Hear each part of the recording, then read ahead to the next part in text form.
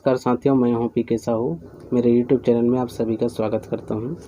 साथियों, आज हम बात करेंगे शिक्षक भर्ती से संबंधित डीएड बीएड संघ द्वारा और आप सभी के द्वारा कर रहे प्रयास के संबंध में 24/6/2020 को हड़ताल के लिए सहमति पत्र जो दिया गया उस संबंध में, और डॉक्टर रमन सिंह द्वारा राष्ट्रीय उपाध्यक्ष भाजपा और जो कि पूर्व मुख्यमंत्री थे, उनके द्वारा लिया गया संज्ञान और माननीय भूपेश बघेल जी को लिखा गया आवेदन के संबंध में। साथियों, आप सभी को पता है कि आप लगातार ट्वीट के माध्यम से हो चाहे फेसबुक के माध्यम से हो, लगातार आप जो है चाहे सभी विधायकों के पास जाकर के, बड़े बड़े मंत्रियों के पास जाकर के आप अपनी व्यथा सुना रहे हैं, बता रहे हैं। जितने भी शिक्षित बेरोजगार हैं उनकी व्यथा क्या है, उनकी दशा क्या है, आप सभी ने अवगत करा दिए हैं। लेकिन किसी के कान में जूं तक नहीं रेंग रहा है। उनको केवल और केवल दूसरी इस पक्ष पर, या ये समझ लीजिए कि जो 14,580 जो पद है ना, उसको छोड़ करके बाकी में इंटरेस्ट ज़रूर है, लेकिन इसमें थोड़ी सी भी दिलचस्पी नहीं दिखाई दे रहा है। इससे यह पता चलता है कि जितने भी शिक्षित बेरोजगार हैं उन पर उनको कोई मतलब नहीं है, लेकिन उनको ये पता नहीं है कि यदि इस प्रकार से उसकी रवैया रहा तो आगे क्या हो सकता है। साथियों, ये बहुत बड़ी झटका है शिक्षित बेरोजगारों को कि आज जो है उससे भीख मांगना पड़ रहा है। अपने हक की लड़ाई हम लड़ रहे हैं, फिर भी उनसे भीख मांगने जैसे नौबत आ गई है। कितनी दयनीय और दुखद बात है। चलिए छोड़िए इस बात को यहीं पे। साथियों, माननीय पूर्व मुख्यमंत्री डॉक्टर रमन सिंह द्वारा भी आवेदन लिखा गया है। इतनी बड़ी विपक्ष की नेता है, राष्ट्रीय उपाध्यक्ष है, पूर्व मुख्यमंत्री थे। इन्होंने भी इस बात की अवगत कराने का प्रयास किया है, हमारे व्यथा को समझा और सुना।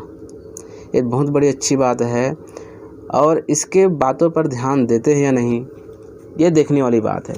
क्या इनकी महत्व रखते हैं, ये भी बात समझने वाली बात है।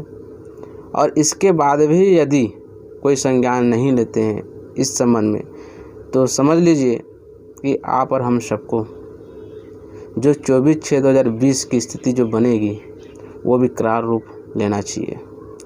यदि ये विकराल रूप उसके कान तक इस प्रकार से आवाज़ पहुंचनी होगी कि कान के पर्दे भी फट जाए। सबकी व्यथा इतनी ऐसी बन गई है कि आप देख रहे होंगे कि किस प्रकार से कमेंट्स आ रहे हैं, दर्द भरे कमेंट्स आ रहे हैं।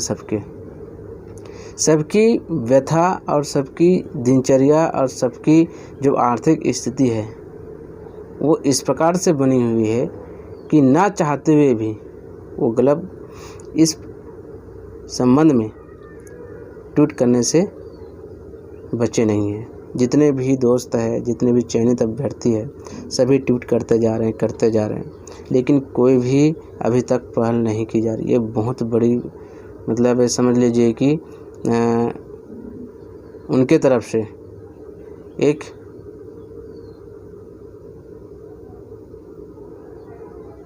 हमारे ट्वीट का जवाब यदि आप नहीं दे रहे हैं तो समझ लीजिए कि सीधी सीधी बात है, वो इग्नोर कर रहे हैं। 40 इंग्लिश मीडियम खोल करके शिक्षकों की भर्ती कर सकते हैं, 4,000 करोड़ के सड़कों का सेक्शन कर सकते हैं, अलग अलग प्रकार के अभिवर्तमान में नेताओं की नगर निगम में नियुक्ति कर सकते हैं, दूसरे विभागों में नियुक्ति कर सकते हैं, अपने लिए देख सकते हैं। लेकिन शिक्षित बेरोजगार जो शिक्षक बनने के लिए एग्ज़ाम दिलाए हैं, इतनी मेहनत की, उस पर ध्यान देने वाला नहीं है लोग।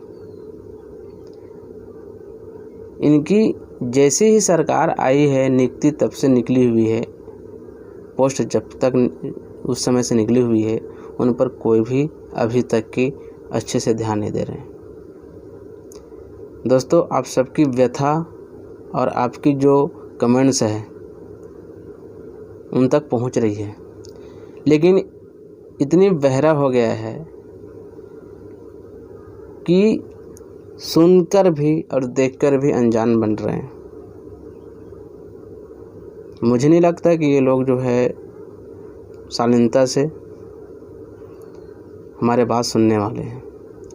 जो आप कह रहे हैं बिल्कुल सही है, आपके रास्ता बिल्कुल सही है, वही रास्ता अपनाना होगा। तो साथियों, एक छोटी सी जानकारी था, जो फेसबुक और ट्विटर नहीं चलाते हैं उसके लिए, और कुछ लोग मेरे वीडियो का इंतज़ार करते रहते हैं उनके लिए है। तो दोस्तों, आज के लिए इतना ही। Thank you. 24/6/2020 को कितने लोगों की अनुमति मिलती है सांकेतिक मतलब हड़ताल करने के लिए, ये तो DED संघ द्वारा ही पता चलेगा जब उसको अनुमति मिल जाएगी। दोस्तों, आज के लिए इतना ही। Thank you.